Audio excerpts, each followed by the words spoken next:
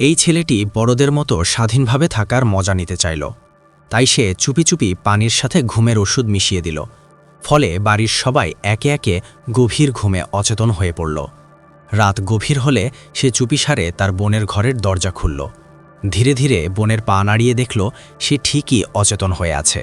যখন সে নিশ্চিত হল যে পরিবারের সবাই গভীর ঘুমে অচেতন, তখন সে একে একে সবাইকে একটি ছোট ঠেলাগাড়িতে তুলল। এরপর সবাইকে নিয়ে গেল জঙ্গলের ভেতরে। সেখানে একটি পরিত্যক্ত গভীর গর্তে তাদের ফেলে দিল। এই গর্তটা সে আগের দিন জঙ্গলে খেলতে গিয়ে হঠাৎ খুঁজে পেয়েছিল। জায়গাটা এতটাই নির্জন এবং গভীর ছিল যে জন একদমই চিন্তা করল না কেউ তাদের খুঁজে পাবে। তার মনে হলো এখান থেকে তার পরিবার কোনোভাবেই বের হতে পারবে না। পরের দিন দুপুরে সবার আগে জেগে উঠল তার বড় বোন। চারদিকে ঘন অন্ধকার আর অচেনা জায়গা দেখে সে ভয়ে কেঁপে উঠল। তাড়াতাড়ি পাশেই থাকা বাবাকে জাগাতে লাগল। Dad, where are we? এই দৃশ্য দেখে বাবাও মুহূর্তে হতবাক হয়ে গেলেন। কিন্তু কিছুক্ষণের মধ্যেই তিনি বুঝতে পারলেন কিছু একটা ভুল হয়েছে। তিনি চারদিকে তাকিয়ে বললেন, জন কোথায়? কিন্তু তখন জন বাড়িতে একদম আরামে একা জীবন উপভোগ করছে। সে বাবা মায়ের ফোন নিয়ে তাদের সব কাজের কল বাতিল করে দিল।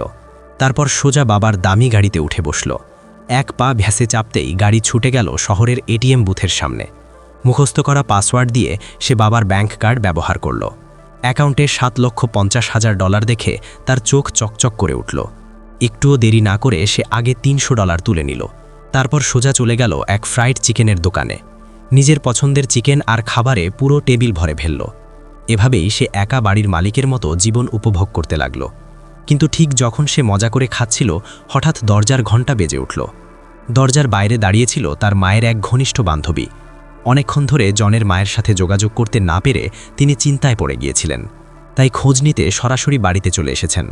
কিন্তু জন আগেই একটা গল্প ভেবে রেখেছিল। সে বলল, কয়েকদিন আগে দাদুর হঠাৎ হার্ট অ্যাটাক হয়েছে, তাই বাবা মা আর বোন সবাই হাসপাতালে দাদুর দেখাশোনা করতে গেছে। জন আরও বলল, আগামী সপ্তাহে তার একটা টেনিস প্রতিযোগিতা আছে, তাই সে একাই বাড়িতে থেকে অনুশীলন করছে। মায়ের বান্ধবী প্রথমে একটু সন্দেহ করলেও শেষে ভাবলেন ছোট বাচ্চা তো মিথ্যা বলবে না, তাই তিনি আর কিছু না ভেবে চলে গেলেন। কিন্তু এই ঘটনাটাই হঠাৎ জনকে একটা বিষয় মনে করিয়ে দিল। গর্তে ফেলে আসা তার পরিবারের লোকেরা প্রায় একদিন ধরে কিছুই খায়নি। তাই সে বেঁচে থাকা ফ্রাইড চিকেন আর কয়েক বোতল পানি নিয়ে ধীরে ধীরে সেই গর্তের কাছে পৌঁছল। গর্তের ভেতর থেকে বাবার কণ্ঠ ভেসে এলো। Oh, son, thank God you're okay. Are you hurt? Is the house okay? উপরে দাঁড়িয়ে থাকা জনকে একদম স্থির দেখে তার বাবা মা ভাবলেন হয়তো কোনো খারাপ লোক তাকে হুমকি দিচ্ছে। তাই তারা ইশারায় বললেন সুযোগ পেলে যেন সে পুলিশে খবর দেয় অথবা একটা সিঁড়ি এনে তাদের বের করে। কিন্তু কথাটা শেষ হওয়ার আগেই হঠাৎ জন খাবারটা গর্তের ভেতর ছুঁড়ে ফেলল। এই মুহূর্তেই পরিবারের সবাই বুঝতে পারল এই পুরো ঘটনার পেছনের আসল দোষী আর কেউ নয়, জন নিজেই। Why'd you do it? You are in so much trouble, little man. So much trouble. Go bring the fucking ladder, John! Please! বাবার এই রাগী কথা শুনে জন ভয় পেয়ে সঙ্গে সঙ্গে সেখান থেকে দৌড়ে পালালো। আর গভীর গর্তে আটকে পড়া পরিবার বাধ্য হয়ে নিজেরাই বাঁচার উপায় খুঁজতে লাগলো। প্রথমে তারা ভাবল মানুষের সিঁড়ি বানাবে। তারা চাইল ছোট মেয়েটিকে উপরে তুলে দিতে। কিন্তু এত চেষ্টা করেও তার হাত গর্তের মুখ পর্যন্ত পৌঁছল না। শেষে বাধ্য হয়ে তারা অন্য উপায় ভাবতে লাগল। এর মধ্যেই গভীর রাতে হঠাৎ আকাশে শুরু হলো প্রবল বৃষ্টি। কোনো আশ্রয় না থাকায় তিনজনই পুরো ভিজে গেল। তবুও জনের ভেতরে সামান্য মায়া ছিল। পরের দিন সকালে সে কিছু কাপড় নিয়ে গর্তের কাছে এলো। কিছু না বলেই কাপড়গুলো নিচে ফেলে দিল। এদিকে ভয়ে ভেঙে পড়া বোন কাঁদতে কাঁদতে জনকে অনুরোধ করল, আমাদের দয়া করে উপরে তুলে দাও। কিন্তু জনের মনে কোনো দয়া হলো না। এরপর সে তার এক ঘনিষ্ঠ বন্ধুকে ডেকে আনল। দুজন মিলে শহরের রাস্তায় গাড়ি নিয়ে পাগলের মতো দৌড়াতে লাগলো। তারপর বাড়িতে ফিরে পার্টি করতে লাগলো আর বাবা মায়ের জমানো টাকা অযথাই খরচ করতে লাগলো। জনের মনে হলো যতদিন তার পরিবার গর্তে আটকে থাকবে ততদিন সে নিজেই একজন প্রাপ্তবয়স্ক। সে যা ইচ্ছে তাই করতে পারবে। কেউ তাকে পড়াশোনা বা পরীক্ষার জন্য চাপ দেবে না। কিন্তু এই স্বাধীনতার জন্য সবচেয়ে বেশি কষ্ট পাচ্ছিল তার পরিবার। কারণ খেলাধুলা আর আনন্দে মেতে থাকা জন টানা 2 দিন তাদের কোনো খাবারই দেয়নি। ভয়ানক ক্ষুধায় কষ্ট পেয়ে তারা শেষ পর্যন্ত পুরনো পচা কলার খোসা পর্যন্ত খেতে বাধ্য হলো। সবচেয়ে বিব্রতকর বিষয় ছিল বাথরুমে যাওয়া। এত ছোট গর্তের মধ্যে তাদের প্লাস্টিকের ব্যাগে মলমূত্র করতে হতো। তারপর ব্যাগটি শক্ত করে বেঁধে বাবা সেটি বাইরে ছুঁড়ে ফেলতেন। কিন্তু সবসময় তো ঠিকভাবে ছুটতে পারা যায় না। একসময় পুরো গর্তটাই ভয়ঙ্কর দুর্গন্ধে ভরে গেল। সেই রাতে হঠাৎ জনের মনে পড়ল তার পরিবার এখনও গর্তে আটকে আছে, কিন্তু বন্ধুর সামনে গোপন বিষয় ফাঁস হয়ে যাবে ভেবে সে নিজে সেখানে গেল না, বরং একটি ড্রোন উড়িয়ে গর্তের ভেতর দেখে নিল। যখন সে নিশ্চিত হলো তার পরিবার এখনও বেঁচে আছে, তখন আবার বন্ধুর সাথে আনন্দে মেতে উঠল। এভাবে আরও 2 দিন কেটে গেল। অবশেষে তার বন্ধু বলল এবার সে বাড়ি ফিরবে। বন্ধু চলে যাবে শুনে জন গাড়ি চালিয়ে সোজা এটিএমে গেল। কোনো কথা না বলে সে $3000 তুলে বন্ধুর হাতে দিল, কারণ জন একবার বাবা মাকে বলতে শুনেছিল যে বড়দের বন্ধুত্ব নাকি টাকার ওপরেই টিকে থাকে। বন্ধুকে বিদায় দিয়ে জন খুব খুশি মনে আবার বাড়িতে ফিরল। সে ভাবছিল আবার একা স্বাধীন জীবন কাটাবে, কিন্তু বাড়িতে পৌঁছে সে দেখল মায়ের সেই বান্ধবী আবার এসে হাজির। সন্দেহ এড়ানোর জন্য জন বাধ্য হয়ে তাকে ঘরের ভেতরে ঢুকতে দিল, কিন্তু ভেতরে ঢুকেই মহিলা অদ্ভুত কিছু লক্ষ্য করলেন। পুরো বাড়ি এলোমেলো হয়ে আছে, যেন ডাকাতি হয়েছে। তারপর জন আবার তাকে বলল আজ রাতে এখানেই থাকতে। এই কথাটা শুনেই মহিলার সন্দেহ আরও বেড়ে গেল। তিনি সঙ্গে সঙ্গে ফোন বের করে জনের মাকে কল করলেন, কিন্তু আশ্চর্য ঘটনা ঘটল। মোবাইলের রিংটোন ঘরের ভেতর থেকেই শোনা গেল। তখনই তার মনে পড়ল জন তো বলেছিল বাবা মা দাদুর কাছে গেছে, কিন্তু এত তাড়াহুড়ো থাকলেও কেউ কি নিজের ফোন বাড়িতে ফেলে যায়? এইসব অদ্ভুত বিষয় একসাথে ভেবে মহিলার শরীর কাঁটা দিয়ে উঠল। তিনি আর কোনো কথা না বলে দ্রুত সেখান থেকে বেরিয়ে গেলেন। কিন্তু জনের এই স্বাধীন জীবন আর বেশি দিন টিকল না, কারণ বাড়ি থেকে বেরিয়ে যাওয়ার পরেই মায়ের সেই বান্ধবী পুলিশে ফোন করলেন। অবশ্য জনও আগে থেকেই প্রস্তুত ছিল।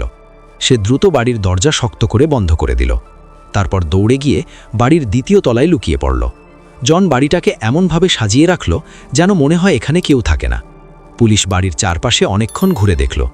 সবকিছু পরীক্ষা করার পর তারা নিশ্চিত হলো বাড়িতে সত্যিই কেউ নেই। তারপর পুলিশ সেখান থেকে চলে গেল। পুলিশের জিজ্ঞাসাবাদ এড়ানোর জন্য পরের দিন থেকে জন আর বাড়িতে থাকতে সাহস পেল না। সে প্রায় পুরো দিনই টেনিস কোর্টে কাটাতে শুরু করল, কিন্তু এতদিন ধরে শুধু আনন্দ আর উচ্ছৃঙ্খল জীবনে থাকার কারণে তার খেলাধুলার দক্ষতা অনেক কমে গিয়েছিল। এটা দেখে কোচ তাকে গুরুত্ব দিয়ে বললেন, আগামী কয়েকদিন প্রতিদিন এখানে এসে অনুশীলন করতে হবে, না হলে তোমার বর্তমান দক্ষতা দিয়ে ফাইনাল তো দূরের কথা, প্রাথমিক বাছাই পর্বেও টিকতে পারবে না। তারপর কোচ তাকে জাঙ্ক ফুড খাওয়া বন্ধ করতে বললেন। এই কথা শুনে মনে হলো জন কিছুটা বুঝতে পারল। বাড়িতে ফিরে সে ঘরের সব ফ্রাইড চিকেন ফেলে দিল। তারপর নিজেই রান্না করার চেষ্টা করল। এদিকে গর্তের ভেতরে থাকা তার পরিবার ততক্ষণে প্রচণ্ড ক্ষুধায় দুর্বল হয়ে পড়েছে। বাঁচার জন্য তারা একে অপরের সাথে গল্প করে ক্ষুধা ভুলে থাকার চেষ্টা করছিল, কিন্তু তাতেও খুব একটা লাভ হচ্ছিল না। অল্প সময়ের মধ্যেই 3 জনই দুর্বল হয়ে মাটিতে বসে পড়ল। ঠিক যখন তারা ভাবছিল হয়তো তারা ক্ষুধায় মারা যাবে, হঠাৎ বড় বোন কিছু একটা দেখতে পেল। পরের মুহূর্তেই সে দ্রুত উঠে দাঁড়াল, কারণ জন গর্তের মুখে এসে দাঁড়িয়েছে। কিন্তু সে তাদের উপরে তোলার জন্য আসেনি, বরং একটি দড়ি দিয়ে একটি লোহার বালতি নামিয়ে দিল। বালতির ভেতরে ছিল 1 বোতল রেড ওয়াইন আর সদ্য রান্না করা ডিম ভাজা ভাত। এটা দেখে বাবা দ্রুত দড়িটা ধরে ফেললেন। তিনি ভাবলেন এই দড়ি ধরে উপরে উঠে এই অবাধ্য ছেলেকে শিক্ষা দেবেন, কিন্তু তিনি উঠতে শুরু করতেই হঠাৎ দড়িটা ছিঁড়ে গেল। I cooked risotto.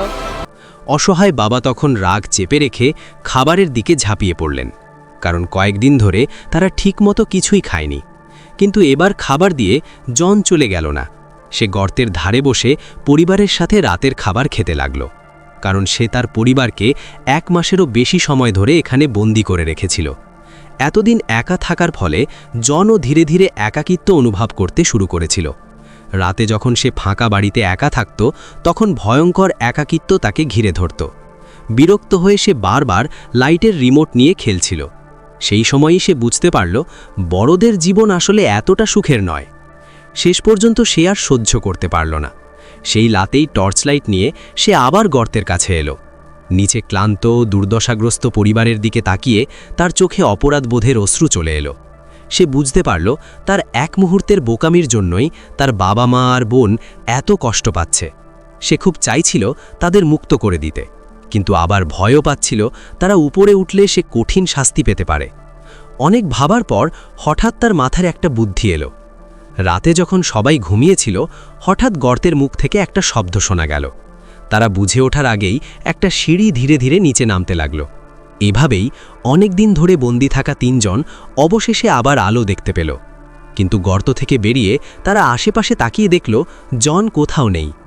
এখন তাদের একটাই ইচ্ছে, এই অবাধ্য ছেলেকে শাস্তি দেওয়া। তারা দ্রুত বাড়ির দিকে ছুটল, কিন্তু বাড়িতে পৌঁছে তারা ভয়ে জমে গেল, কারণ তারা দেখল জন সুইমিং পুলে নিথর ভেসে আছে। বাবা মা ভাবলেন হয়তো শাস্তির ভয়ে সে নিজের জীবন শেষ করে ফেলেছে। কিন্তু বাবা যখন তাকে পানির ভেতর থেকে তুললেন তখন বুঝলেন জন আসলে নিঃশ্বাস আটকে রাখার খেলা খেলছিল।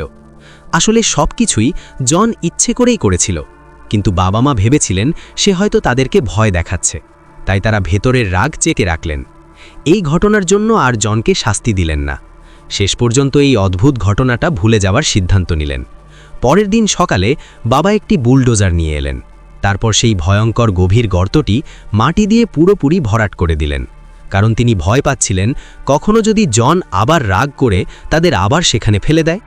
এভাবেই এই অদ্ভুত গল্পের সমাপ্তি ঘটে। গল্পটি আপনাদের কেমন লেগেছে অবশ্যই কমেন্ট করে জানাবেন। আর এমন আরও নতুন নতুন ভিডিও পেতে চ্যানেলটি সাবস্ক্রাইব করতে ভুলবেন না। ভিডিওটি দেখার জন্য অসংখ্য ধন্যবাদ।